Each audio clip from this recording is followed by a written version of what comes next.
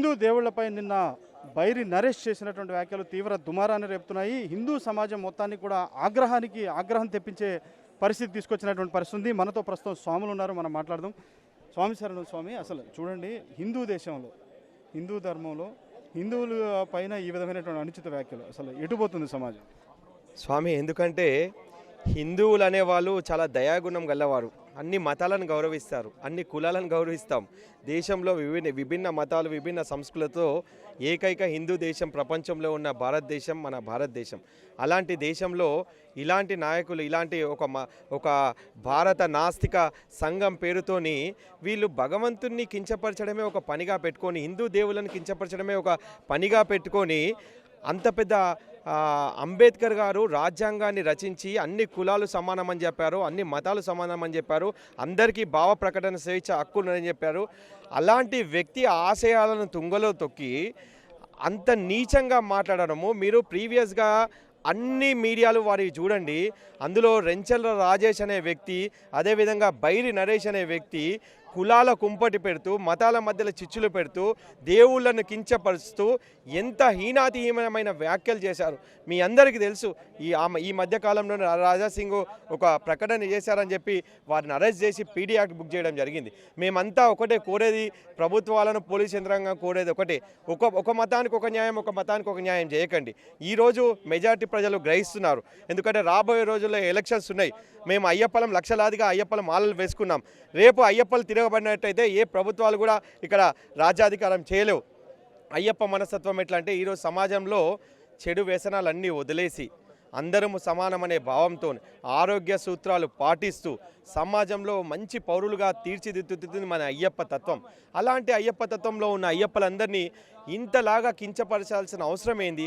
అలా కించపరిచిన వ్యక్తిని ఇంకా చూసుకుంటూ కూర్చోవడం ఎందుకు? ఎందుకంటే ఆ వేదికపై దాదాపు 40-50 మంది నాయకులు ఉన్నారు, అన్ని కులాల వారు ఉన్నారు. కింద ఎంతోమంది, అంటే ఆ వెకిలి చేష్టలు చూస్తుంటే అందరు గుండె తరుక్కుపోతుంది. ఈరోజు మహిళా మనులను కించపరుస్తూ వారు ఏమన్నారంటే, పులుసు కారిపోతుంది. అంటే ఒక గర్భం దాల్చిన శిశువును ఇంత హేళనగా మాట్లాడుతుంటే ఏ మహిళా సమాజం కూడా ఒప్పుకోదు. సభ్య సమాజం తలదించుకునే పని ఈరోజు అందరిపై బాధ్యత ఉంది. అన్ని సంఘాలు, అన్ని కులాలు, అన్ని అయ్యప్ప దీక్ష, ప్రతి ఒక్క దీక్షాపరులు, రాజకీయ నాయకులు, అన్ని సంస్థల వారు, మీరందరూ మూకుమ్మడిగా ఇలాంటి వారు ఒక తప్పు చేస్తే ఆ తప్పును మనము సైలెంట్గా ఒకుంటే తప్పును సమర్థించిన వాళ్ళు అవుతాం. ఎట్టి పరిస్థితుల్లో మీరు సమర్థించకండి. మీ పరిధిలో ఉన్న అందరూ రాజకీయ నాయకులకు రిప్రజెంటేషన్ ఇవ్వండి, అందరు అఫీషియల్స్కు రిప్రజెంటేషన్ ఇవ్వండి. మళ్ళా తెలంగాణ రాష్ట్రంలో ఎట్టి పరిస్థితుల్లో దేవుళ్లపై ఇలాంటి మాటలు మాట్లాడకుండా కఠినం చేయాలి. స్వామి, ఆయన ఒక ఓయు విద్యార్థి అని చెప్తున్నాడు. ఓయు విద్యార్థి అంటే విద్యార్థి అనేవాడికి ఎవరికైనా కానీ ఒక విచక్షణ అనేటువంటిది ఉంటుంది. అంటే చదువు అనేటువంటిది సంస్కారం నేర్పుతుంది.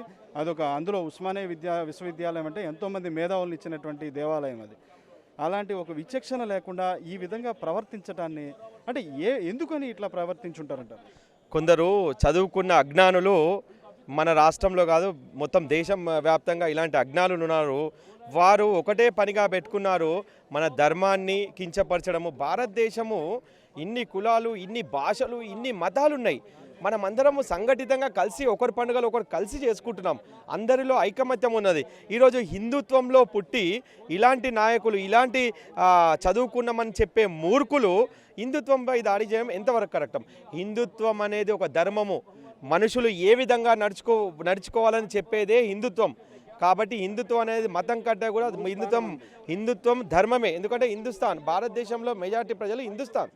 అలాంటి హిందుస్థాన్లో ఇలాంటి వ్యాఖ్యలు చేయడం, ఇంతమంది మనోభావాలను దెబ్బతినడం, ఎందుకంటే రాబోయే రోజుల్లో ఇలాంటి వారిని ఉపేక్షిస్తే మళ్ళా మన దేశంలోనే స్వాతంత్రం కోసం మళ్ళీ మనం కొట్లాడాల్సిన దౌర్భాగ్యం ఏర్పడుతుంది. కాబట్టి అన్ని సంఘాలు ఖచ్చితంగా ఇలాంటి వారిపై స్పందించాలి. స్వామి, ఎవరైనా ఒక అనుచిత వ్యాఖ్యలు చేసినప్పుడు ఖచ్చితంగా పక్కనున్న వాళ్ళు వారిస్తారు, తప్పు, ఇలా చేయటం తప్పు అని చెప్పి వారిస్తారు. కానీ అక్కడ ఈయన ఊగుకుంటూ మాట్లాడుతుంటే దానికి పక్కన చప్పట్లు కొట్టుకుంటూ కింద కేరింతలు కొట్టుకుంటూ ఇచ్చేస్తుంటే అంటే ఒక మత విద్వేషాన్ని రెచ్చగొట్టేటువంటి ప్రయత్నం అక్కడ జరుగుతుందని అనుకోవచ్చు.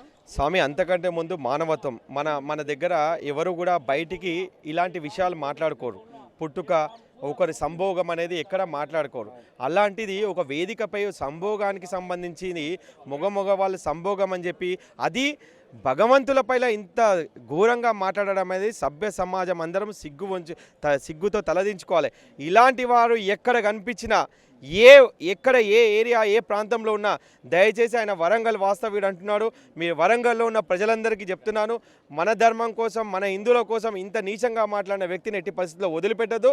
ఎందుకంటే మనం శాంతియుతంగా ఏ మతాన్ని కించపరచలేం కాబట్టి మన ధర్మం దగ్గరికి ఎవరైనా వస్తే ఖచ్చితంగా వదిలే ప్రసక్తి లేదని చెప్పి ఈ సందర్భంగా తెలియజేస్తాం. మీరు ఒక స్వామిగా ఇప్పుడు హిందూ ధర్మం పైన జరుగుతున్నటువంటి, అంటే ఇప్పుడే కాదు చాలామంది స్వాముల పైన కానీ కొంతమంది సాధువుల పైన కూడా దాడులు జరుగుతున్నటువంటి పరిస్థితి ఉంది. హిందూ సమాజానికి ఏం చెప్తారు మీరు? స్వామి, ఏ సాధువైనా భగవంతుని మొక్కే ప్రతి హిందువైనా అందరూ బాగుండాలని కోరుకుంటారు. అన్ని మతాల వారు బాగుండాలంటారు. మా మతం ఎలా ఉంటుందంటే క్రిస్టియన్ పిలిస్తే క్రిస్టియన్ దగ్గర పోతాం, ముస్లిం పిలిస్తే ముస్లిం దగ్గర పోతాం, మేము ఇఫ్తార్లు చేస్తాం, మేము అన్ని ఈస్టర్లు అన్ని పండుగ అంటే ఏవైతే పండుగలు అన్ని పండుగలు చేస్తాం. కానీ భిన్నత్వంలో ఏకత్వం. కానీ వేరే మతాల వారికి కూడా ఆలోచన ఉండాలి కదా. పరమత సహనం అనేది రాజ్యాంగంలో రాసిన ఆర్టికల్. అలాంటి దాన్ని గౌరవించాలన్న జ్ఞానము అన్ని మతాలకు చెందిన వారికి ఉండాలి. కాబట్టి ఈ రోజు నుంచి నా హిందువులకు నేను పిలుపునిస్తాను, ఎక్కడ కూడా మన మతంపై ఎవరైనా కానీ అనుచిత వ్యాఖ్యలు చేస్తే మనం సహించే పరిస్థితి రావద్దు. ఓపిక పట్టాం ఇంతకాలం ఓపిక పడుతూనే ఉన్నాం. అయినా మన ధర్మాన్ని ఆ రోజు 800 సంవత్సరాలు మొఘలాయలు పాలించారు, 200 సంవత్సరాలు బ్రిటిష్ వారు పాలించారు. ప్రతి ఒక్కరు మన ధర్మంపై మన దేవుళ్ళపై ఇంత అరాచకాలు సృష్టించారు.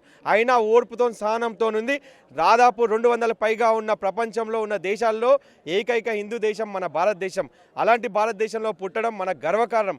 అందరం ఇన్ని మతాలను గౌరవిస్తున్నాం కాబట్టి మన అందరిది కూడా గొప్ప సంస్కృతి. ఇలాంటి సంస్కృతిలో ఇలాంటి భిన్నాభిప్రాయాలు తలెత్తకుండా ఉండాలంటే దయచేసి ప్రభుత్వాలు, ఇది దయచేసి అని రిక్వెస్ట్ చేయడం కాదు, ప్రభుత్వాలను డిమాండ్ చేస్తున్నాం. అయితే ఇలాంటి పునరావృతం కాకుండా ఉండాలి అంటే ఏ ప్రభుత్వం, అది రాష్ట్ర ప్రభుత్వం కావచ్చు, కేంద్ర ప్రభుత్వం కావచ్చు, అసలు ఎలాంటి విధి విధానాలు తీసుకురావాలి? రాష్ట్ర ప్రభుత్వమైనా కేంద్ర ప్రభుత్వమైనా రాజ్యాంగంలో ఆర్టికల్స్ చేంజ్ చేసుకునే ఎట్లయినా కానీ అవకాశం ఉంది. కాబట్టి ఇలాంటి ధర్మంపై మెజారిటీ ధర్మంపై ఇలాంటి అభిప్రాయాలు ఇలాంటి ప్రసంగాలు వస్తున్న తరుణంలో వీరిపై ప్రత్యేకమైన చట్టం తీసుకురావాలి. ఇలాంటి వారిని ప్రత్యేకంగా శిక్షించాలి. మళ్ళీ ఎవరు ఏ మతం కోసం ఇట్లా మాట్లాడకుండా వాళ్ళని శిక్షించాలని చెప్పి ఈ సందర్భంగా వస్తుంది. స్వామి, మీరు చెప్పండి, నిన్న జరిగినటువంటి అంశం పైన అసలు ఎలా స్పందిస్తారు? అది సిగ్గుచేటు. హిందువులు బాధపడే విషయం ఇది. ఎందుకంటే వర్డ్ రావద్దు. ఈ నెల సంది మేము అయ్యప్ప దీక్ష చేస్తున్నాము. అది ఏ హిందూ సమాజం నచ్చదు, సహించారు కూడా. వాళ్ళు ఏడ కనిపించినా వదిలే ప్రసక్తి కూడా లేదు సామ్లో. అంతే.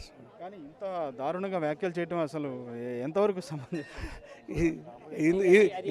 వాళ్ళ విఘ్నతకే వదిలేస్తున్నాం స్వామి.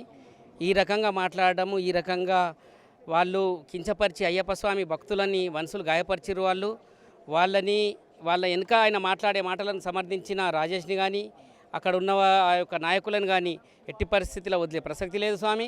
ఈ గవర్నమెంట్ చేసేది, వాళ్ళు చేసే చర్యలు వాళ్ళు చేయనియండి. దాని తర్వాత ఎప్పుడైతే మేము శాంతియుతంగా ఉన్నామో ఇంకా మాకు తొందరగా ఆయనను అరెస్ట్ చేసి ఏదైతే కోపంలో ఉన్నారో అయ్యప్ప భక్తులు హిందూ సమాజం మొత్తము, ఈ కోపాన్ని తొందరగా తగ్గిస్తే అది చల్లబడతా స్వామి. లేదంటే ఇంకా కోపం పెరిగి, ఇప్పుడు మాలలో ఉన్నాం, శాంతియుతంగా మేము పూజలు చేసుకొని ఆ అయ్యప్ప స్వామిని కొలుచుకొని నిష్టగా ఉన్నాం స్వామి. మేము కానీ మాలలు కానీ అయిపోయిన తర్వాత ఆ స్వాములు దొరికితే మాత్రం ఎట్టి పరిస్థితుల్లో వదిలే ప్రసక్తి లేదు స్వామి. వాళ్ళకి శిక్షించే తీరుతాము. వాళ్ళు చర్య చేసిర్రు, దానికి ప్రతి చర్య తప్పకుండా ఉంటుంది. హిందూ సమాజం ఎన్ని రోజులైతే శాంతియుతంగా ఉంటుందో అన్ని రోజులు ఈ దాడులు జరుగుతూనే ఉంటాయి. ఈ దాడులు ఆపాలంటే హిందూ సమాజం మేల్కోవాలి. ఎవరైతే మన పైన అనవసరంగా అన్యాయంగా మన పైన దాడులు చేస్తారో వాళ్ళపై మనం ప్రతిదాడులు చేయాల్సిన పరిస్థితి కూడా ఉన్న స్వామి. మన దేవీ దేవతలే మనపై ఎవరైతే అన్యాయం చేశారో వాళ్ళని శిక్షించడానికి అవతారం తీసుకున్నారు స్వామి. అయ్యప్ప స్వామి కూడా ఒక దుష్టశక్తిని అంతం చేయడానికి అవతారం తీసుకున్నాడు. కాబట్టి మన పైన ఎవరైతే అనుచితంగా వ్యాఖ్యానిస్తే మనం అనవసరంగా ఎవరి దగ్గరికి వెళ్ళము. మన దగ్గరికి వస్తే మాత్రం వదిలే ప్రసక్తి లేదు స్వామి. హిందూ సమాజం కూడా ఇది దృష్టిలో పెట్టుకొని ఆ రకంగానే ప్రవర్తించాలి. అయ్యప్ప, ఈ శాంతి అనేది వదిలేద్దాం. మన పైన ఎవరైతే చర్య చేస్తే దానిపైన మనం ప్రతిచర్య తీసుకునే తత్వంలో మనం వెళ్ళాల్సిన అవసరం ఉంది స్వామి. స్వామి శరణమయ్యప్ప. రైట్ స్వామి, మనతో పాటు ఇంకొంతమంది స్వాములు ఉన్నారు, మాట్లాడదాం. స్వామి శరణం. స్వామి చెప్పండి, ఏంటి ఒక్కసారిగా హిందూ సమాజం మొత్తం ఆగ్రహ జ్వాలలతో రగిలించే విధంగా కూడా నిన్న బైరి నరేష్ చేసినటువంటి వ్యాఖ్యలు అసలు ఎలా చూడాలి? స్వామి శరణం. శబరిమల అయ్యప్ప సేవా సమాజం తెలంగాణ రాష్ట్ర ఆర్గనైజింగ్ సెక్రటరీ బుచ్చిరెడ్డి మాట్లాడుతున్నాను. స్వామి, చాలా బాధాకరమైనటువంటి విషయం. ఈ బైరి నరేష్ లాంటి వ్యక్తులు చీడపురుగులు ఇలా పుడుతూనే ఉంటారు. ఉస్మానియా క్యాంపస్ అంటే ఒక గొప్పగా చెప్పుకునే ఉద్యమానికి మంచికి సంబంధించినటువంటి ఉస్మానియా క్యాంపస్ నుంచి ప్రధానమంత్రులు వెళ్ళారు, రాష్ట్రపతులు వెళ్ళారు, గవర్నర్లు వెళ్ళారు. ఎంతోమందిని తయారు చేసిన ఉస్మానియా క్యాంపస్ ఇవాళ చెప్పుకోవాలంటే సిగ్గుసేట్ అనిపిస్తుంది. ఒక పిహెచ్డి తీసుకున్నటువంటి బైరి నరేష్ ఉస్మానియా క్యాంపస్లో ఉన్నందుకు మేము చాలా బాధపడుతున్నాం. చీడపురుగు హేతువాద సంఘం అంటే మీ దోషింది మీరు అనుభవించింది మీరు చెప్పుకోండి, కానీ ఒక ధర్మం మీద ఏదైతే మీరు చేస్తున్నటువంటి అనుచిత వాక్యాలు, ఒక దేవీ దేవతల మీద చేస్తున్నటువంటి మీ యొక్క వాక్యాలు మీరు ఎంబడే మీకు చెప్పాము, సమయం కూడా ఇచ్చాము. ఇప్పటికీ 4 రోజులు అవుతుంది. క్షమాపణ చెప్పి ముందుకొచ్చి నేను చెప్పిన మాటలకు క్షమాపణ కోరుకోవాలని కూడా బయ్యప్ప స్వాములుగా మేము చెప్పినాం. అది కూడా వదిలేసి ఇప్పటిదాకా కూడా రాలేదు. అతని ఇంకా మూర్ఖత్వం మేము చెప్తున్నాం గవర్నమెంట్కు. అతని యొక్క పైన డిమాండ్ చేసినాం. 48 గంటలు దాటినా కూడా అతన్ని ఇప్పటివరకు అరెస్ట్ చేయలేదు. పోలీస్ డిపార్ట్మెంట్ అనుకుంటే 10 నిమిషాలు అరెస్ట్ చేయగలుగుతుంది, గవర్నమెంట్ అనుకుంటే అర్ధ గంటలు అరెస్ట్ చేయగలుగుతుంది. మరి గవర్నమెంట్కి ఏం చోద్యం ఉంది? దీని వెనకాల ఎవరున్నారు? ఈ నరేష్ వెనకాల కుట్ర చేసిన వాళ్ళు ఎవరు? ఈ మూల పురుషులు ఎవరు? ఆ కోణంలో అనిపిస్తుందా అంటే ఎవరైనా వెనకుండి కావాలని ఇంటెన్షనల్గా ఉద్దేశపూర్వకంగా ఈ విధమైనటువంటి రెచ్చగొట్టే వ్యాఖ్యలు చేపించడానికి ఎవరో ఒకరు వెనక కారణం ఉండి ఉంటారు అనే డౌట్ అయితే వస్తుందా మీకు? తప్పకుండా ఉన్నది. దీని వెనకాల చాలా పెద్ద కుట్రతో జరుగుతున్నది. ఈ కుట్రలే కూడా అతి త్వరలో బయటకు వస్తాయి. ఇతని వెనకాల బైరి నరేష్ వెనకాల పెద్ద కుంభకోణం, ఒక కోణం తరపు నుంచి ఆలోచిస్తున్నాం తప్ప ఒక బైరి నరేషే కాదు, బైరి నరేష్ లాంటి వాళ్ళు ఎంతోమంది దీని వెనకాల నుండి నడిపిస్తున్నారు.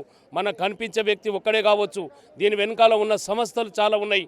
వాళ్ళందరినీ కూడా మీరు అతి త్వరలో గుర్తించి అరెస్ట్ చేయాలని మేము ప్రభుత్వాన్ని మేము డిమాండ్ చేస్తున్నాం. మనకి మన స్వతంత్ర భారతదేశం, వ్యక్తిగత స్వేచ్ఛ ఉంది, వాక్ స్వాతంత్రం ఉంది. ఎంత స్వాతంత్రం ఉన్నప్పటికీ కూడా అంటే ఈ విధంగా రెచ్చగొట్టేటువంటి వ్యాఖ్యలు ఒక విద్యార్థి అయ్యుండి ఇంత విచక్షణ లేకుండా ఇలా వ్యాఖ్యలు చేయడం ఎంతవరకు సమంజసం అంటారు? మేము ఖండిస్తున్నాం. అతని బుద్ధి మారాలని ఇలా అమ్మవారి దగ్గరికి వచ్చాం. అతని బుద్ధి మార్చాలని ఎంతోమంది అయ్యప్ప స్వామి ప్రేయర్ చేశాం. మేము అతన్ని మార్చుకోవాలని మేము ఎంతోమంది మా ఎమ్మడున్నటువంటి నరేష్ ఒక చేనేత ఒక పద్మశాలి అయి ఉండి కూడా మేము చేనేతల కోసం చేయితనివ్వాలని చూసాం. నువ్వు చేయితను ఎక్కడిచ్చావు? అందరిని విడదీస్తున్నావు, అందరినీ దూరం చేస్తున్నావు. ఇవాళ నీకు ఎక్కడ కూడా స్థానం లేకుండా చేసుకుంటున్నావు. అందుకోసమే దీని వెనకాల నీ కోణం, నీ వెనకాల నడిపించిన వ్యక్తులు, నీ వెనకాల నడుస్తున్నటువంటి శక్తులు ఎవరో మాకు తెలుసు. మేము వాళ్ళని కంపల్సరీ గుర్తిస్తాం. నీ వెనకాల నడిపిస్తున్నాం. నిన్ను ఇమీడియట్లీ పీడీ యాక్ట్ కింద బుక్ చేయాలని మేము గవర్నమెంట్ని కోరాం. ఇప్పటిదాకా స్పందన జరగలేదు. ఇంకా కూడా వాళ్ళ ప్రయత్నం అందరం డిమాండ్, ప్రతి ఒక్క హిందూ సంస్థలు డిమాండ్ చేస్తున్నాయి. అతను అరెస్ట్ చేయడమే మా కర్తవ్యం. అరెస్ట్ చేసిన తర్వాత పీడీ యాక్టివ్గా కేవలం నార్మల్ సెక్షన్ పెట్టి మేము ఏదో చెప్పి దాంట్లో సంబంధించింది చెప్పడానికి కాదు. ఇలాంటి వ్యాఖ్యలు చేసిన వ్యక్తిని పీడీ యాక్టివ్ కింద బుక్ చేయాలి, పీడీ యాక్టివ్ కింద తీసుకోవాలి, కఠిన శిక్షలు వేయాలి. మరొక్కరికి ఇంకొకరికి అవకాశం లేకుండా గవర్నమెంట్ చూడాలి. ఇలాంటి చేసే పని గవర్నమెంట్, ఇలాంటి చేసేది సర్కార్. అందుకోసం మేము అన్ని ప్రభుత్వాలను మేము కోరుతున్నాం, పోలీస్ డిపార్ట్మెంట్ కోరుతున్నాం, డీజీపీ గారు స్పెషల్గా కోరుతున్నాం. ఇది అశాంతికి గురి కాకుండా రాష్ట్రం ప్రశాంతంగా ఉండాలంటే, ఒక భక్తి భావశంతో ఉండాలంటే భక్తులను రోడ్డు మీదకి రాకుండా చూసే బాధ్యత డీజీపీ గారిది, సీఎం గారిది.